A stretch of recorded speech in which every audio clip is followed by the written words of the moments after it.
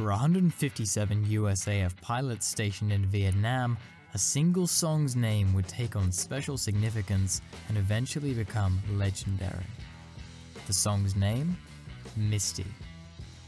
This simple word was to be the radio call sign for an elite volunteer unit tasked with flying the supersonic F-100 Super Sabre against some of the most heavily defended targets during the Vietnam War.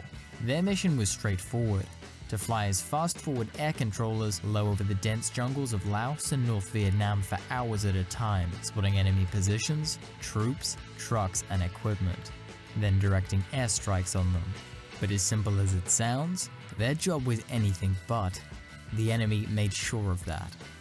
Misty pilots flew so low that they became fat targets, dodging everything from small arms fire to AAA, shoulder-launched missiles, heat-seeking SAMs, and anything else the North Vietnamese could throw into the sky.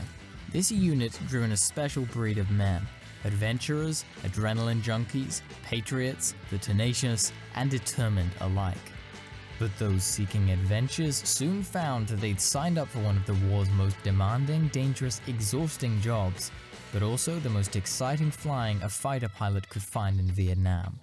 By the time the Misty program was terminated in May of 1970, nearly a quarter of the unit's pilots were lost, wounded, or captured. And this is the story of how Misty became more than just a name. A brief backstory to the war might be helpful here. Before the US became involved, the country had been a French colonial possession.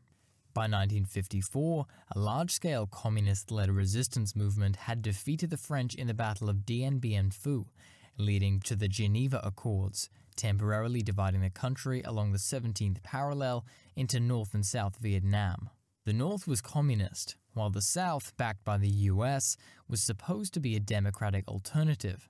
However, under South Vietnam's leader, Ngo Dinh Diem, the government was more authoritarian than democratic. The Geneva Accords vaguely called for national elections in 1956 to reunify the country, but these elections never occurred, because Ngo Dinh Diem refused to participate, fearing a communist victory. Conflict escalated gradually, and by the late 1950s, tensions grew into a more organized insurgency in the South, supported by the North. However, full-scale conflict truly began in the early 1960s, after the formation of the National Liberation Front of South Vietnam, otherwise commonly referred to as simply the Viet Cong. China and the Soviet Union supported the North with military aid. At the same time, under President John F. Kennedy, the United States, worrying about the spread of communism, sent in military advisors and aid to South Vietnam. In 1964, the infamous Gulf of Tonkin incident occurred when, according to President Lyndon Johnson, North Vietnamese torpedo boats attacked an American ship. This led to Congress passing the Gulf of Tonkin Resolution, granting the president broad authority, eventually leading to the commitment of U.S. combat troops. By 1965, the U.S. had committed 184,000 troops, with the president approving the sustained bombing of North Vietnam, a campaign known as Operation Rolling Thunder. From early in the post-1960 offensive by North Vietnam against the South, it was obvious that a key factor in the conflict would be control of the so-called Ho Chi Minh Trail, which was an extensive network of paths, roads, and trails that extended mainly through the jungles of Laos and Cambodia and into South Vietnam. Over this trail, the North Vietnamese sought to supply the Viet Cong and North Vietnamese army forces operating in South Vietnam, because without it, they could not send the crucial weapons, fighters, and materials for the war effort against the Americans. Interestingly, it was the US that named the trail after the president of North Vietnam, Ho Chi Minh, whose name for anyone who is curious means bringer of light, or he who enlightens. Although Ho Chi Minh was better known to his followers as Uncle Ho, a folksy nickname that belied his role in transforming North Vietnam into a repressive and totalitarian state. His land reforms and redistribution policies in the mid-1950s resulted in widespread suffering, including persecution and mass executions of landowners. But despite this, his influence over the people was undeniable. In World War II, only some of the routes on the Ho Chi Minh Trail were graded and built up to take trucks in all but the worst monsoon weather. In 1963, It took up to 30 days to traverse its entire length, but within a year, under Uncle Ho's iron grip, inspired, if one can use that word, thousands of North Vietnamese workers and impressed villagers from the south into working on the trail. During this time, they carved more branches of the trail out of the dense jungle, often by hand, expanding the network to include roads that could carry trucks with fewer hold-up and accidents. In the end, traversing the trail was reduced to a few days. And by 1968, it had become a sophisticated transport network of major and minor routes, linked by radio and telephone communications, and by the war's end, the network is thought to have spanned between 10,000 and 16,000 kilometers of roads, trails, and paths. Along its length were fuel dumps, truck parks, bridges, rest areas, maintenance points, warehouses, and even hospitals. The CIA later estimated that between 1966 and 1971, the North Vietnamese and their allies moved nearly 700,000 soldiers, 100,000 tons of food, and 400,000 weapons, and vast amounts of ammunition down the trail. The Americans were adamant that they had to stop this flood of traffic, which was pouring men and materials, bolstering the communist effort in South Vietnam. However, two features made the Ho Chi Minh Trail especially hard to break. The first was its near invisibility from the air, being as it was hacked out of the dense jungle and covered by the thick canopy of trees and vegetation. Even without being experts in camouflage, which the Vietnamese quickly mastered, large portions of the trail blended seamlessly into the natural environment, making it almost indistinguishable from the surrounding dirt and trees.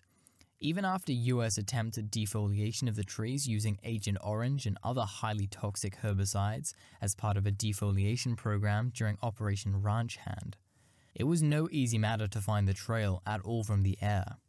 Even after the country had been accurately mapped and Loran put in as a precision navigation aid, great skill was needed to fly to a particular part of a particular track, and even more skill and luck were needed to find any kind of target. From time to time, major attacks were mounted with the sole objective of cratering the better parts of the trail, blocking it with fallen rock, or merely discouraging its use for a little while. But even after an attack, the large communist-controlled labor force of thousands of workers, known as trail troops, were always there, tirelessly improving, maintaining, and rebuilding the trail whenever it was bombed or destroyed. More on this in a little bit. The second feature was that the Ho Chi Minh Trail was allowed to exist at all. This was because of American caution about directly engaging in unrestricted warfare in North Vietnam.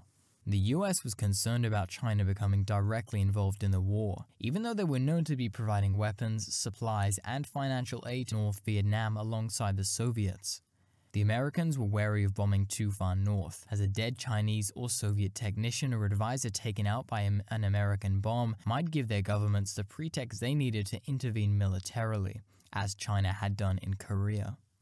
This caution meant that while the North Vietnamese received substantial aid from both China and the Soviet Union, much of it could be sent down the trail without fear of ground attacks inside North Vietnam and Laos from regular combat troops, though the supply lines still faced constant harassment from US air power when they could be found.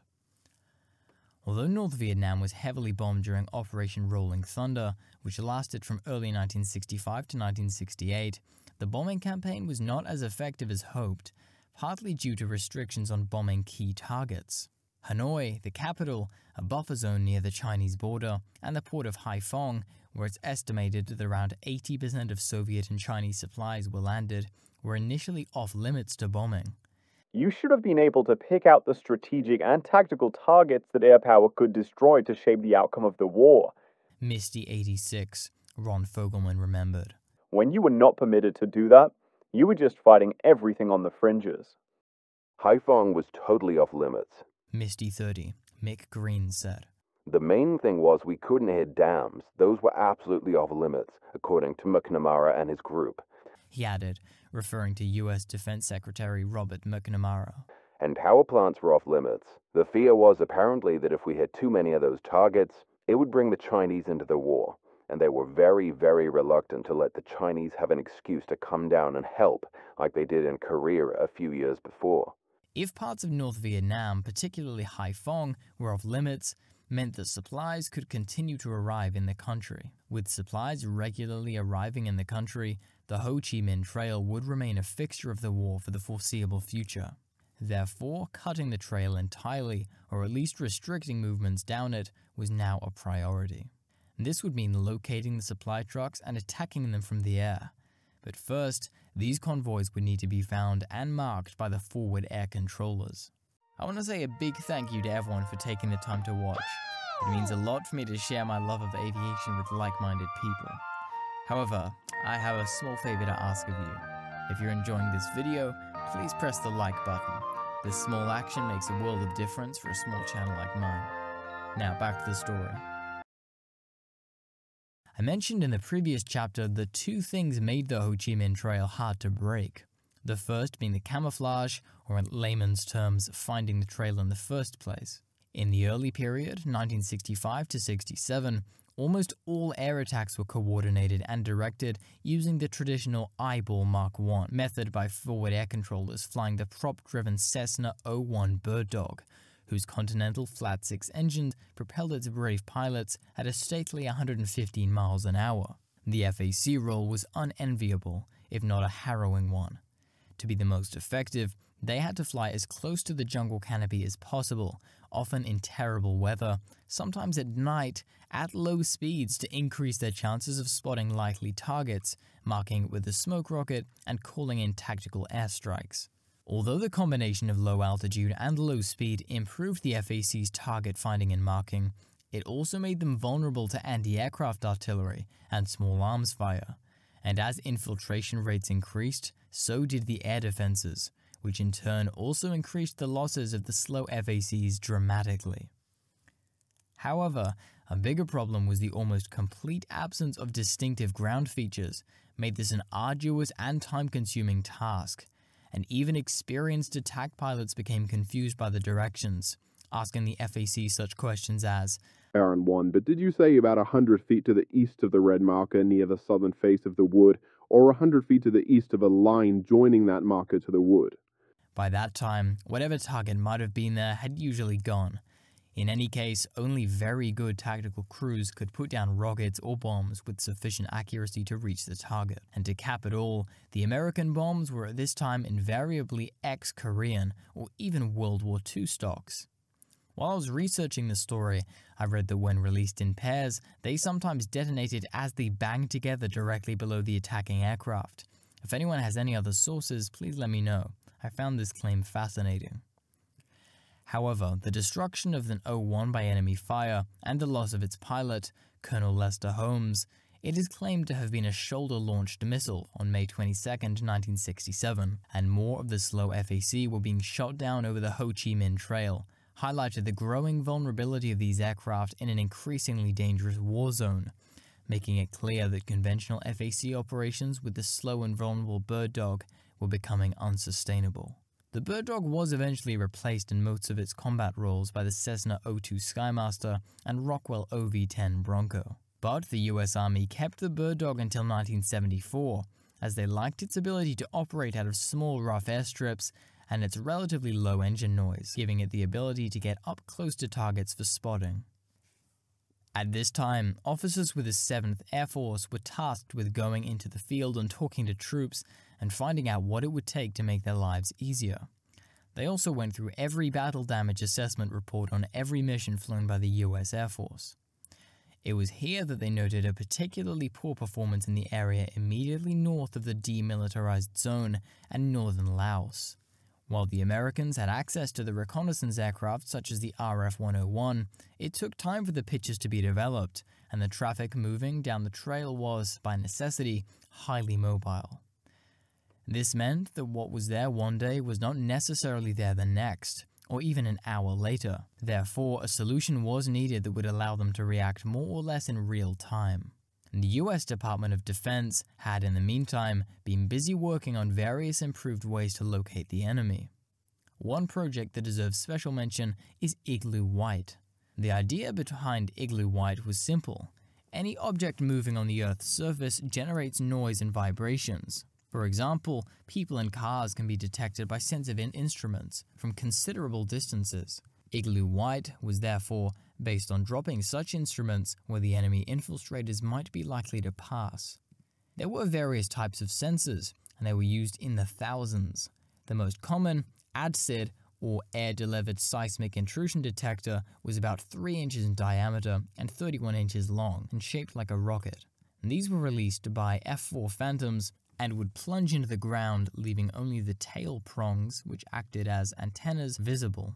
When correctly dropped, the ADSIDs transmitted radio signals on every ground tremor caused by feet and wheels back to an orbiting infiltration surveillance center. Initially, this was the Lockheed EC-121R, a variant of the Lockheed Super Constellation. Other Igloo White devices were Aquaboy and Spikeboy, both larger than ADSID and contained sensitive microphones able to hear every sound in the jungle. Aquaboy was designed to hang camouflage from its parachute amongst the trees, and Spikeboy buried itself with just as camouflaged antenna sticking above the surface. All incoming information could be processed at hundreds of thousands of bits per second to translate all the signals into enemy trucks, troops, and other types of activity. If a high-value target like a convoy of trucks had been detected, the position was relayed to an FAC to verify, or it could have been sent directly to an attack aircraft. This system was used to great effect during the Battle of Khe Sanh, but until these sensors could be perfected, FAC crews and attackers had to rely on luck and skill. Initially, the Air Force considered using the F-4 Phantom for the faster FAC role, but thought its twin engines would be too thirsty for what could be long missions, and decided on the North American F-100F, the two-seat trainer family model derivative of the F-100, the workforce of the Air Force's tactical fleet that had first flown in March 1953. The advantage for the Air Force was simple. There were plenty of F-100s already in Vietnam, meaning that the infrastructure was there to support them, and they were already relatively low cost. "I guess we were cheap and expendable," said Misty II, Bill Whiskey Bill Douglas, who later became the unit's first director of operations. It was suggested that with a crew of 2, the pilot could focus on flying the F-100F, with the second pilot in the back working as an observer who would look for targets.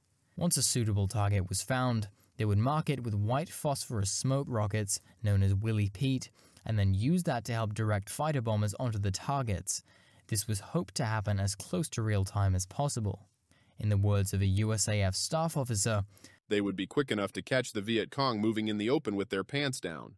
The best place to do this would be as close to North Vietnam, where traffic on the Ho Chi Minh Trail crossed into the south and rapidly dispersed. The American planners had divided North Vietnam into 7 numbered areas, the focus of offensive air operations known as route packages, where the Air Force and Navy were each assigned responsibility for specific route packs. The primary responsibility of Route Package 1, designation given to the border between the two countries, was assigned to the USAF. Route Pack 1 was essentially the lower 60 miles of North Vietnam, like the bottom of a funnel. Steve Amdor, Misty 54, remembered. There were very high, rugged karst mountains that dropped down into the plain off onto the South China Sea. And you had to bring the traffic down a very narrow area to come into South Vietnam.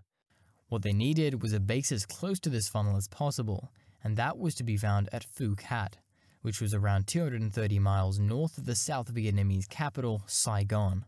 Work to build a new airbase at South Vietnam started in 1965, and by 1967, a 10,000-foot asphalt runway had been carved out of the red clay, together with sealed taxiways and parking aprons, had been completed by the U.S. Army 819th Engineer Battalion and contractors, along with many other improvements to make it more livable. It was kind of disappointing to get to Phu Cat, because what you saw was a lot of pretty highly improved buildings. Mick Green remembered. And in a war, that's kind of a bad sign because it indicates to you that no one's got any real plan to get something over with quick.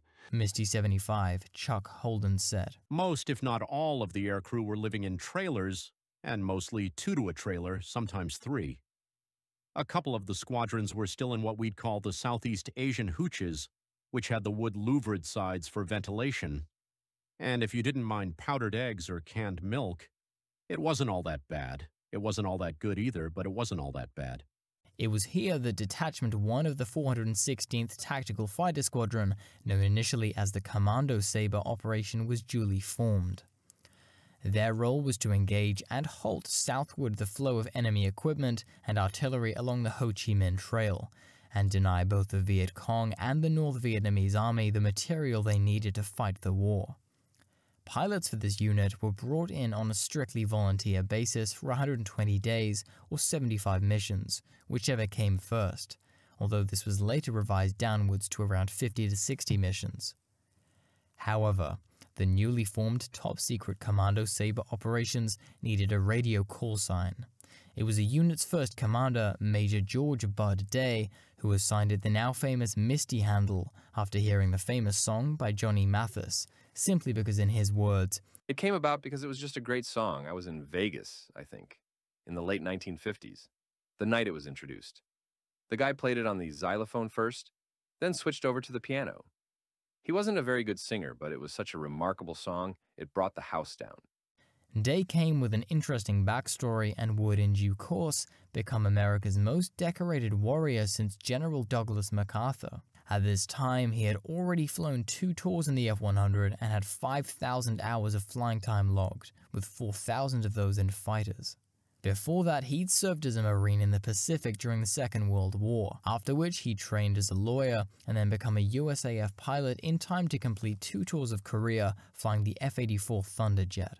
His claim to fame before leading the Misty was that in 1955, he'd survived a no-shoot ejection from an F-84 after the aircraft flamed out and caught fire. Day punched out to 350 feet upside down, much too low for his parachute to open. However, just as he thought his time had come, the canopy lines got caught up and tangled in a tall pine tree, stopping him and his ejection seat from crashing fatally into the ground. He ended up bruised but alive, and was soon back on flying duty.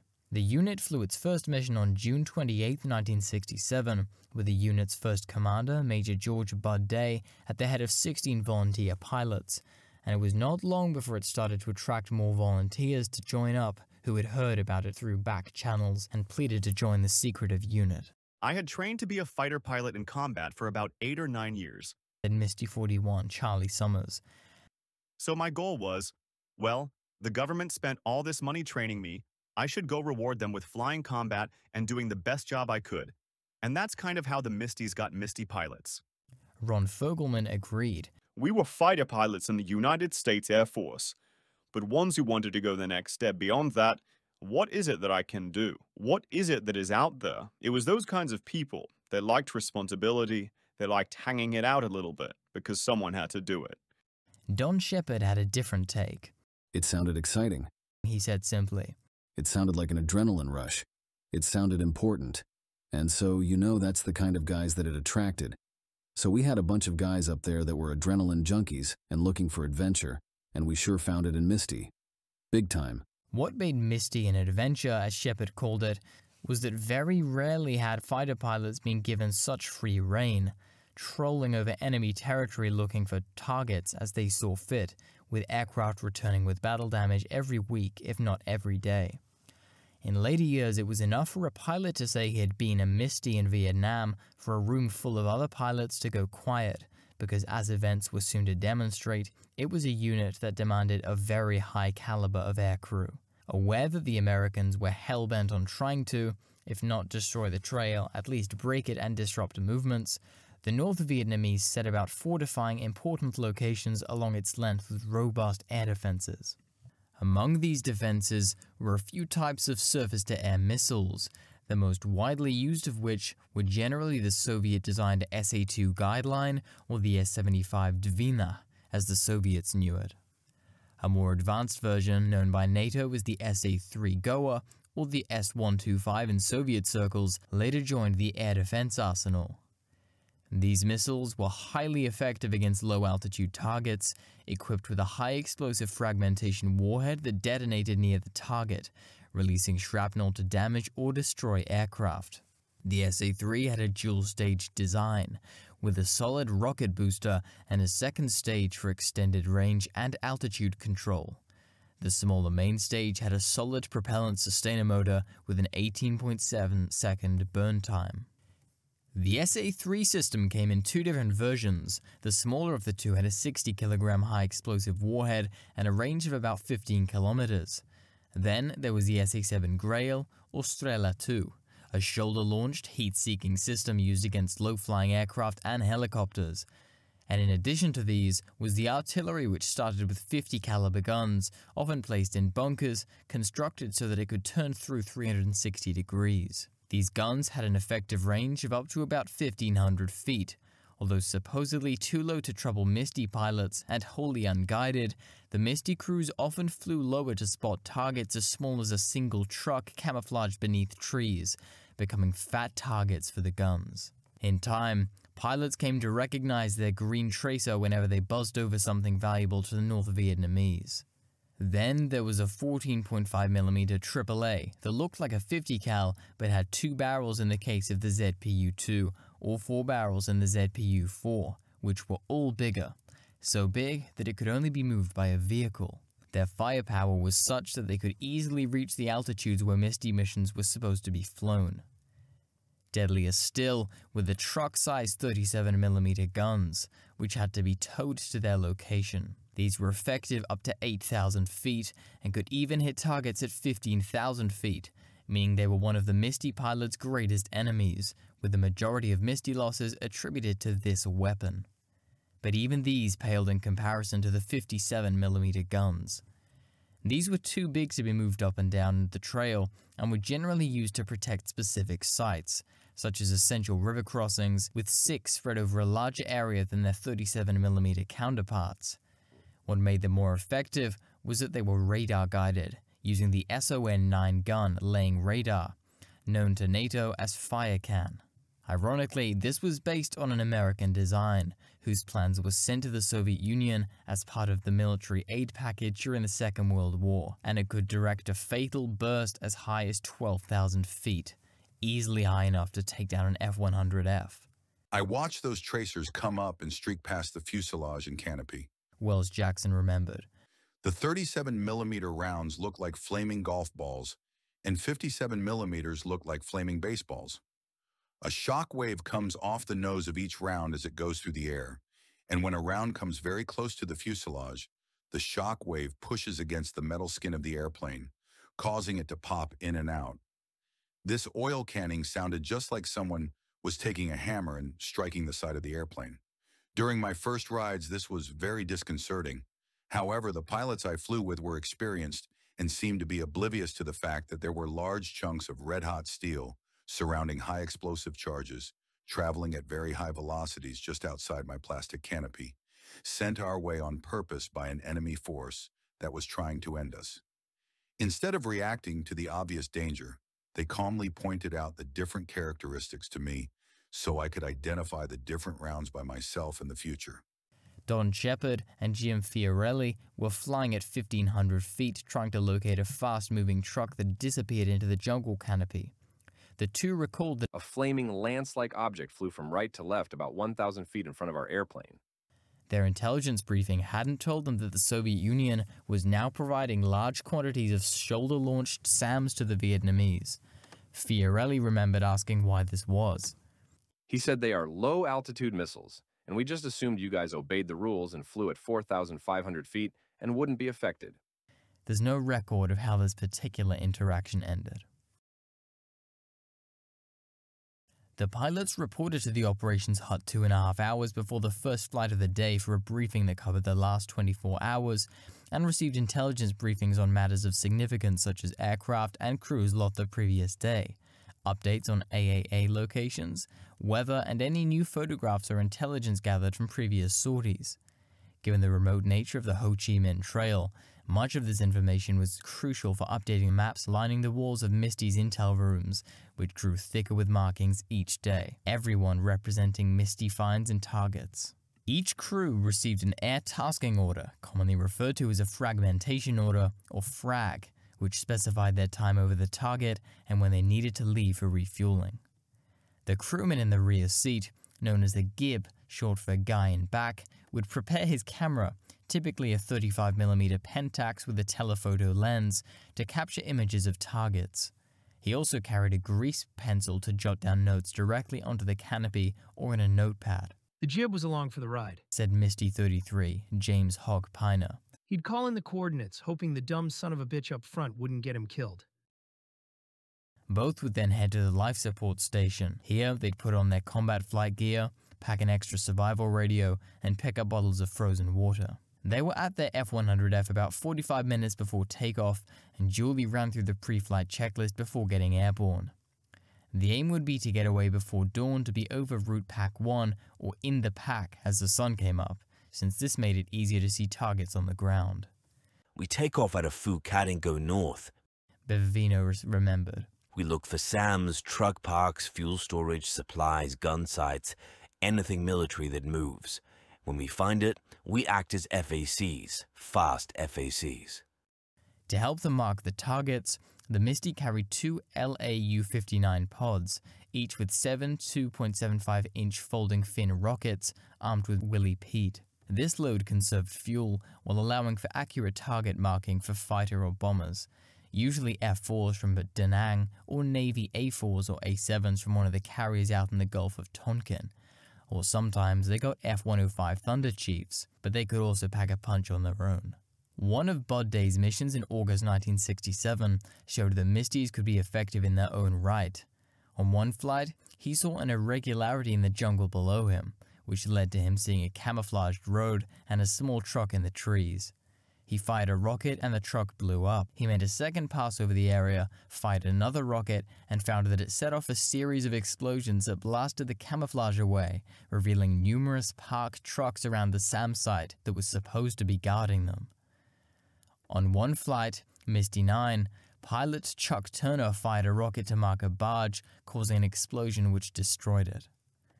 On another mission, Robert Blocher, Misty 12, was marking a SAM site, and his rocket was so accurate that it hit the missile's tail, causing it to launch automatically.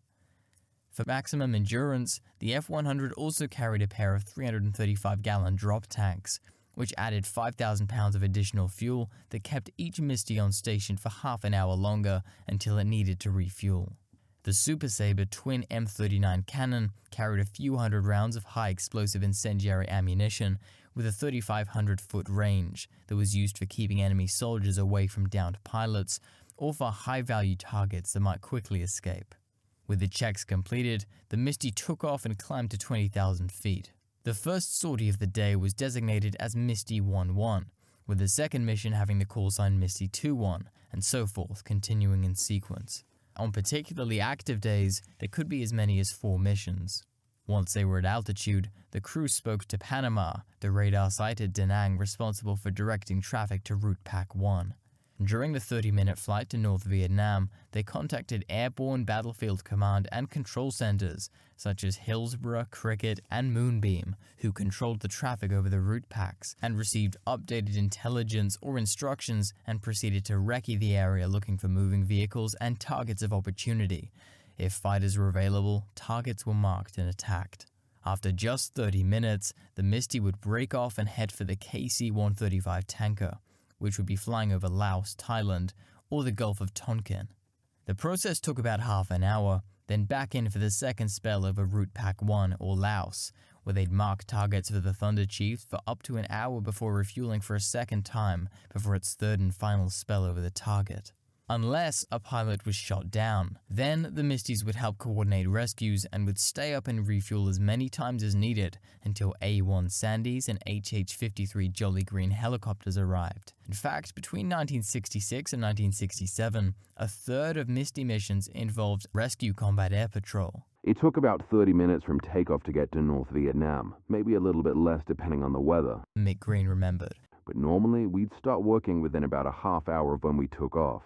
Then, after maybe an hour to an hour and a half, we'd go out to the tanker, and the tankers were normally over Thailand. The tanker had a hose with a basket on the end, and the basket was about maybe 2 feet in diameter, and you'd have to fly your probe into the basket. So we'd go out, and it would take maybe 15 to 20 minutes to hit the tanker, get a full load of gas, and then head back into North Vietnam. The standard mission was 2 refuelings, but a lot of times we'd go to 3 refuelings. And the one day I flew 7.5 hours, we had 4. As soon as we launched our smoke rocket on the target, We wanted to get out of the way of the flaming golf balls using a maneuver we called jinking. The jinking was a big part of the Misty missions and was a difference between life and death. They changed direction every 5 to 7 seconds, since this was a flight time for a 37mm round. We tried to maintain 400 knots and 4,500 feet while looking for targets, remembered Don Shepard. We constantly jinked, changed flight direction, and pulled Gs. This was very fatiguing. The airspeed could not be maintained during the continuous G-forces while flying the jink, so we frequently used the afterburner to regain the speed that kept us safe, or safer. Flying the F-100 at the low altitudes meant continuous exposure to anti-aircraft gunfire, and even small arms gunfire. The feeling I felt was exhilaration brought on by the general fear of being hit. Another pilot, Charles Shaheen, Misty 52, agreed. You never wanted to lose your speed because that was, of course, your survival. Keeping your speed up and keeping that airplane turning at all times. The essence of jinking was that the aircraft never flew straight, as this made their course too easy and predictable for the AAA gunners. Misty would keep moving for the whole time after it had come down to low altitude. The pilots were constantly turning, climbing, and diving, zigzagging aggressively to make it harder for gunners on the ground to get a bead on them.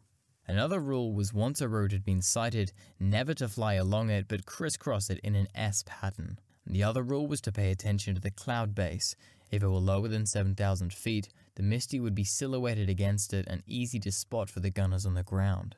Violating any of these rules dramatically increased the chances of being shot down, although adhering to them was no guarantee. It was easier and safer not to try marking targets at all, and when it came to marking targets such as trucks, the Misty would only mark them if fighter bombers were nearby. Anything else would warn the convoy that they'd come to the Americans' attention. AAA sites were similarly left alone until they were active. It was better to know where the silent guns were and note their position for the future. In any case, guns that had fired on the aircraft would usually relocate and disappear. Commando Sabre Operating Instruction 55-1 read, "Because the basic minimum of 400 knots indicated airspeed and 4,500 feet altitude is closely observed, special visual techniques similar to reading printed matter are used. The eyes jump from point to point, locking onto and closely searching each point selected before jumping to the next. Select small areas because high aircraft velocity does not allow sufficient look time to search large areas. A point selected for search may be observed from different angles as the aircraft passes over it. This allows observers to acquire targets by looking into the trees and to take advantage of any slanted light due to sun angle. Do not allow your eyes to drag along the ground. Move them from point to point." The Viet Cong were rapidly improving their camouflage skills, making finding targets more difficult, not to mention the wily, experienced veterans manning the AAA yearned to shoot down US jets, and the Misty FACs flying low made good targets, and in a short time they learned and became increasingly familiar with American tactics. They were also becoming skilled at setting flak traps, using redundant equipment to draw the pilot's interest and lure the aircraft down low before then start blasting away up with concealed AAA. But the Misty crews were also becoming skilled in spotting potential targets, with the help of former O-1 Bird Dog pilots who had joined Misty. These pilots helped train the other how to spot something in the landscape below that didn't quite fit in. If you found a square bush, a rectangle, or a circle, that was a target, said Ron Fogelman. I can remember one particular mission where, using that technique, and then flying very low and using sun angle, I was fortunate enough to get the glint off of a windshield of a truck that was camouflaged. There were a bunch of these trucks back there. So we started putting ordnance in there via the strike aircraft, and we spent the better part of a morning just blowing up trucks. The Misties rarely saw vehicles moving during daylight, so they had to look for other signs of activity. A sudden right angle in the jungle could be a clue that engineers had been at work, creating shelters for people or equipment. Trails that ended suddenly with no apparent explanation would merit closer inspection, and both vehicles and guns left tread marks in the mud. If those tread marks ended suddenly, something was likely parked just underneath the trees, and dust on those trees suggested frantic movement at night, whether cargo on the move or engineers at work. There was also an element of calculation in how the Misties selected their targets. If they focused on the guns that were visible and perhaps firing at them, their attention was not on whatever the guns were there to protect, whether it was a hidden pontoon bridge that had been swung back into the jungle, or truck parks, fuel storage, supplies, gun sites, anything military that moves.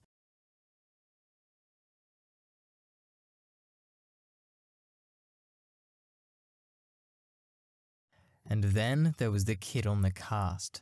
This turned out to be the young AAA gunner who was generally seen standing on one of the limestone rock formations just south of the Mugia Pass. He was believed to be hopelessly inept, so there was a rite of passage whereby all new pilots were taken there for what they called their AAA kindergarten, experiencing hostile fire but with no danger of being shot down. The story was that the kid on the karst had poor eyesight and so would blaze away as soon as he heard an F-100 long before he had seen it. For their part, the F-100s would goad him by arriving at the karst just after dawn and streaking past with their throttles wide open and approaching from different directions.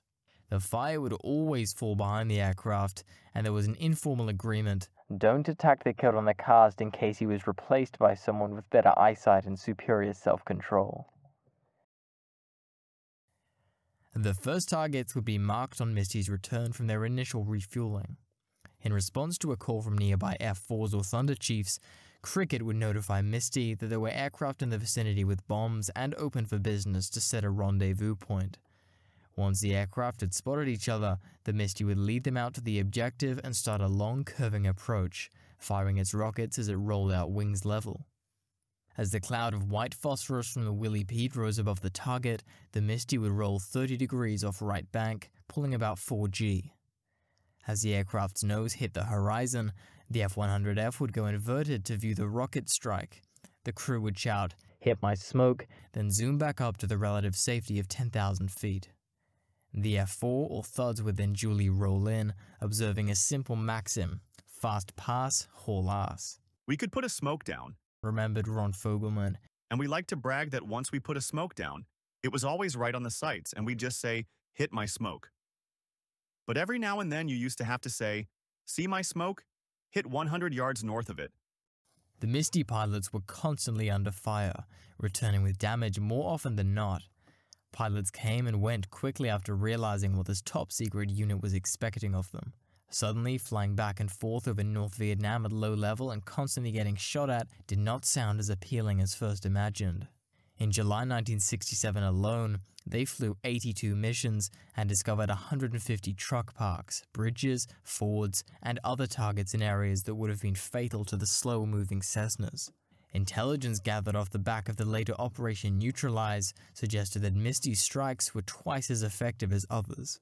The commander of the 7th Air Force would direct them to cover an area of Laos that fell under Operation Steel Tiger, where the Ho Chi Minh Trail crossed the border. This area was seen as too hot for the O-1s and O-2s, but the Misty pilots were starting to find that life at low level was getting more dangerous for them. It was Bud Day who became the first Misty to be shot down on his 23rd Misty mission in late August 1967. He was flying in the backseat with Corwin Kippenhan as the pilot, thanks to last-minute intelligence on an SA-2 SAM site in a fruit orchard near Thorm Cam Sun and west of Fingers Lake, a known landmark. Kippenhan was a former O-1 pilot on his first familiarization flight to become a Misty, and the flight marked Day 65 trip into Vietnam. They came in from the east on a fast low-level pass that attracted small arms fire from the jungle, making the two decide not to make another pass. They marked another target, refueled, and headed back to Fingers Lake from the south. The SAM site and the crew of a 37mm gun saw them. According to the after-action report, they were hit by accurate, intense barrage 37mm flak. The crew ejected due to loss of flight controls and illumination of the engine firelight. A strike from a shell had crippled the aircraft's hydraulics and locked the stick. The more experienced Day took control, but he could do nothing. Both men ejected. Day looked back on his Misty tour many years later and said, "We had to learn to operate and survive in a very dense threat environment while operating for extended periods at low altitude.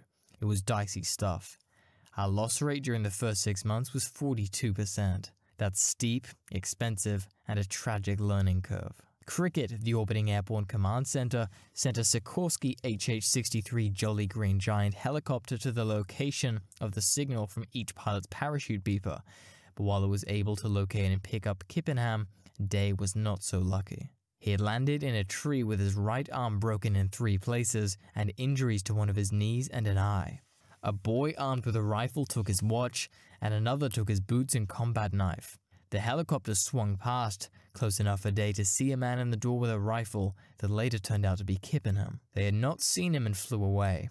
He was now a prisoner of the North Vietnamese local militia. 5 days after his capture, though, having been beaten by his captors, Day managed to escape, stealing a canteen of water, but he was still minus his boots and found rocks shredded his feet. But even so, he still managed to cover 25 miles. 3 days into his escape, a bomb went off nearby, rupturing his eardrum, sending shrapnel into his leg. The only water he could find was rainwater trapped in palm trees, and his only food was fruit scavenged from the jungle and raw frogs. Despite crossing the Ben Hai River, he was captured 10 days into his escape, trying to attract the attention of a passing O-1 aircraft, and was caught by a Viet Cong patrol who shot him in the left thigh and left hand. When he was recaptured, it turned out the Day was just 2 miles short of a US Marine Corps camp at Con Thien. He would remain in captivity until 1973. For the intervening time, he was repeatedly tortured, initially for being American, and latterly for refusing to give his captors useful information. Asked for the names of the other pilots in his unit, Day told him that he flew with Doc Savage, Billy Mitchell, and Charles Lindbergh. After years of mistreatment, Day was released on March 14, 1973, and worked hard to return to flight status, finally qualifying as an F-4 pilot and becoming Vice Commander of the 33rd Tactical Fighter Wing. President Gerald Ford awarded him the Medal of Honor in 1976, but at his request, it was presented by former President Richard Nixon, who had ordered the linebacker 2 strikes on North Vietnam in 1972. The citation referenced Day's bravery in the face of deadly enemy pressure. P.J. White, Misty 21, was given command of the unit, and they were expected to carry on. Make no mistake, finding a target is one thing, destroying them is a precision job that becomes almost impossible in monsoon rains or at night. Even a great aircraft flown by experienced crews had difficulty in finding the exact position at the right time, and putting down free-fall bombs, rockets, or cannon fire right on the target was incredibly difficult. Despite having a skilled FAC on the spot, knocking out even one truck was a major achievement. Therefore, with this in his mind, the Great Truck Massacre of March 20th, 1968 was a notable success. By March, the skies had begun clearing after the monsoon season, during which the Misties had been much less effective for the previous few months, during which a massive volume of supplies was being moved down the trail supporting the North Vietnamese Tet Offensive, a ground invasion of South Vietnam by conventional forces launched in January of that year. Don Shepard and Lanny Lancaster, Misty 44, were flying the mission with the F-4 Phantom crews when they located a column of trucks. The sortie was Lancaster's first in the front seat of the Misty, and heavy cloud cover had made them divert to Route Pack 2, where the cloud was starting to clear. Lancaster saw 2, 3, and then several more trucks and called the information through to Cricket. He would later remember that it became clear that the trucks were part of a vast convoy and that he stopped counting at 50, estimating that there were as many as 200, with some stuck bumper to bumper underneath the orbiting F-100. Shepard shot several photos on his Pentax, one of which showed 24 trucks in a single image. The crew decided that time was of the essence. Getting the convoy to stop would give the F-4s time to roll in. They buzzed the convoy, causing the drivers to accelerate. On the next pass, they opened up with their 20mm cannon, which were devastatingly effective at this low altitude and close range. Enough truck drivers abandoned their cabs and sprinted for cover to cause chaos. The two made more passes, and this time fired their rockets, all in an effort to buy time. When the F-4s arrived, it turned out that their AGM-12 bullpup missiles were not having the best of days. One was fired and hit the ground. Another failed to lock onto its target. The second attack, however, found its mark, causing the pilots to yell "bullseye" as the missile destroyed 3 trucks at the tail end of the convoy and blew away a section of the road they were traveling on. The F-4s left, but were replaced by a flight of A-7 Corsairs. Check out the A-7 video after this one. They flew a slow pass over the convoy to make sure that they had seen the target, and then proceeded to drop cluster bombs accurately and with maximum effect over the convoy. Estimates were that as many as 79 trucks were damaged or destroyed, but exact counting was hard, and in any case, the pilots left after running low on fuel. Misty returned the next day and struck the soldiers sent to clean up the carnage and repair the road. The mission report noted, "This is the highest number of trucks ever seen or destroyed under the direction of the Misty Super Sabre, and it is doubted if such a lucrative target will again present itself." The political decision to halt bombing in North Vietnam on November 1st, 1968, meant the Misty unit was asked to switch its attention to the part of the Ho Chi Minh Trail that wound down through Laos. In April 1969, the unit moved to Three Hua, and while the pace of operations did not change, the AAA threat lessened. And one last hurrah for the Misties came in February 1970. Misty 145, Jack Doob and Mike Hinkle, Misty 153, were flying across an area in southern Laos known to conceal several routes. Dust gave away massive troop movements, and when the pair radioed in what they had seen, the controller replied, "Misty, say again how many troops you've got surrounded down there?" Daub debated marking the target. Marking it would warn the troops, but not marking it would mean the eventual strike might be missed. If the smoke isn't there, and he has to acquire the target on his own, he will probably miss. One pilot remembered. Maybe not by much, but far enough that optimum results are not achieved. He decided to take a chance when he heard that Bill Hosmer, call sign The Hoz, had been detailed to lead the strike. The Hoz had flown the F-100 with the Thunderbirds display team and had already completed one tour with the F-105 Thunder Chief before flying his second tour with the F-100, and the mention of his name was enough for Daub to trust the fighter bombers. Hosmer dropped his entire load of bombs at the heart of the dust cloud rising from the jungle. Daub contacted his wingman and instructed, 2. Put your bombs in the middle of number 1's smoke. The area was devastated, and the pilots said that the mountaintop where their bombs had fallen was about 100 feet lower. The pilots estimated that they'd eliminated around 1,000 enemy soldiers, but gave a lower figure to their superiors, thinking that they would not be believed. Even then, Hosmer was questioned intensely about his claims. Being the guy he is, old T-Bird 01 stuck by his guns, Daub said. It's a great tale. We caught them by total surprise. It cemented Daub's place as a Misty legend. His target marking was uncannily accurate, and his fellow pilots said he was able to bend his rockets around a mountain or fire them from behind a tree. He went on to complete 3 tours of Vietnam, flying 572 sorties, a record for fighter pilots in Southeast Asia.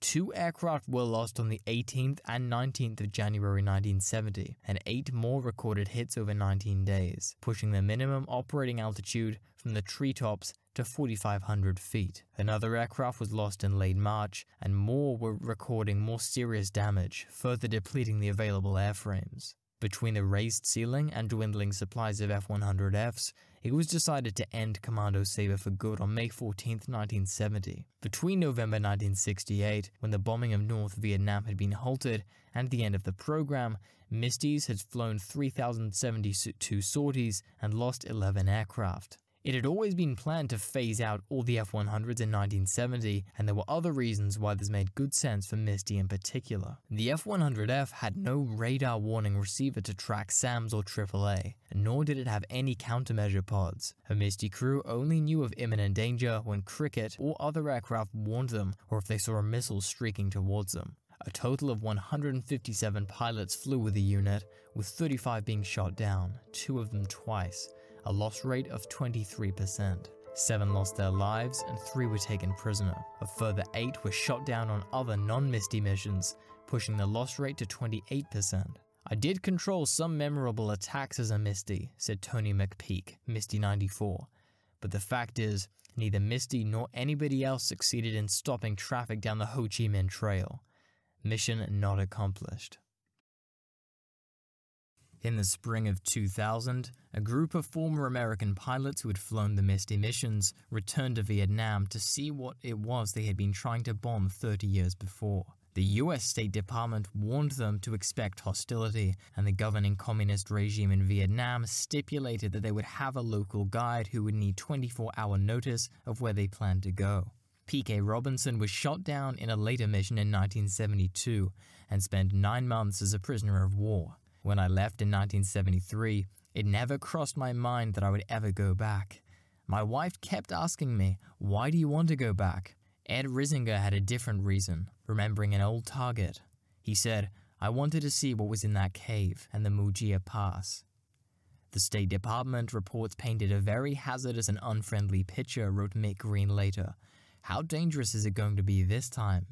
Can we expect hostility or worse? It turned out quite differently.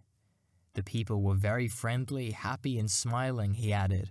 They treated us with open friendliness, even when it was revealed that we were Yankee air pirates, referring to a common nickname the Vietnamese had used for the American pilots during the war. They saw the old U.S. Marine outpost at Com Thien, which Bud Day had almost reached after being shot down and escaping his captors, and they saw different locations along the trail, many cratered by bombing that they had directed, as well as a host of villages. They were given what one of the pilots described as an inexplicably warm greeting. "If I lived there and you'd been bombing me daily, I'd be angry," said Don Shepard at the time. "But they're not. I don't understand it." When Risinger and Dick Rutan, Misty 40, who had been shot down on his last Misty mission and ejected into the South China Sea, wandered into a village one evening on a wholly unsupervised visit, there was a further surprise. They met men of roughly the same age, who laughingly put their finger in the air and said da-da-da-da-da-da-da, suggesting that they had once been AAA gunners protecting the trail. Later in the trip, Dick Rutan tried to find the site of the gun that had shot him down. On the way there, they found a hilltop and took out a nickel given to them by Mary Fiorelli, the widow of Misty pilot Jim Fiorelli, who had died in 1994. They tossed it into the grass they had once flown over and sang, "Hallelujah, hallelujah, throw a nickel on the grass, save a pilot fighter's ass. Hallelujah, hallelujah, throw a nickel on the grass and you'll be saved." "We had a silent moment," Dick Rutan said on his return. "I was thinking of all the guys who died up there." He was also part of the group when they visited the Phong Na Cave, which the Americans had feared was used to hide a ferry used to transport supplies down the nearby disappearing river. They found the vast cave, with stalactites and stalagmites rising up out of the cave floor and ceiling, with other tourists cheerily taking photos. "We all stood there and looked at it," Rutan said. "The beauty and majesty of it. To think what we were trying to destroy. When I think of the bombs we wasted and the airplanes shot down, it was sheer folly." During the war, it housed a hospital with over 2,000 patients, and as the scale of the cave and thickness of the rock layers made clear, bombing it really was folly. The pilots seemed to have come home with an empty feeling, as described in an Air and Space Forces magazine article, from which much of this detail was taken, as being hollowness. There was no profound meaning and no closure. Thinking about the Vietnam Veterans Memorial in Washington, the 2 long black granite walls where the names of the American deceased are recorded, Don Shepard wrote, "The entire magnitude of the war hits you when you're walking around there. We've got the wall here, they've got the cemeteries there, and what did we accomplish? Many, too many of our comrades died for a cause for which the politicians lacked the resolve to win. We leave angry about lots of things and at lots of people. Not all of them the North Vietnamese army. Names like McNamara and Johnson come to mind. The rights and wrongs of the Vietnam War will be debated long after the last rusting tanks and missile launchers have flaked away on the wind, with heroes and villains on both sides. What is not in doubt, however, except a people so lost in extremism that they have lost touch with reality, is that both sides demonstrated remarkable bravery, quite apart from the agenda that drove their various political masters. It's easy to be blinded by the red stars on one side and the white stars on the other, but behind them, there were people doing the best they could to bring about something they believed in. And for the Misty pilots, many went on to write other chapters. Bud Day won his Congressional Medal of Honor for his conduct in captivity. 2 became U.S. Air Force Chief of Staff, 7 became general officers, 2 became astronauts, and Dick Rutan, in the company of Gina Yeager, flew non-stop around the world. but perhaps nothing was more significant to them than their work as Misties. They were often used as rescap to help rescue downed pilots by keeping the North Vietnamese Army or Viet Cong away from them until the rescue helicopter could arrive. This deserves a video in its own right, but there is one story that comes close to summing up the unit's ethos. Lanny Lancaster remembered being summoned to help rescue another pilot, call sign Master 01, after he'd been shot down in the jungle. One morning, Mike McElhannon, who was one of our Misties that didn't come back, and I were cruising in as Misty 11, which was the early flight in the morning. So at first light, I cruised in low over the coast, and it's kind of a chilling feeling. I heard the voice, "Misty, is that you?" I still get kinda... And here he paused for a moment before continuing. And I said, "Yep, sir." He said, "Well, this is Master 01. I said, "You're still there?" He said, "Yep." I said, "Don't worry, we'll get you out." And he said, "Thank you." It's a long story, but we killed guns all day long almost. At the end, the result was that a helicopter came in, picked him up, took him out, not a shot was fired. Well, I called the gentleman. He lives in Montana 35 years after that, and he answered the phone. I said, "This is Misty 11. He says, "Master 01. He said, "Thank you. I'm living in Montana, retired, and that's because of what the Misties did."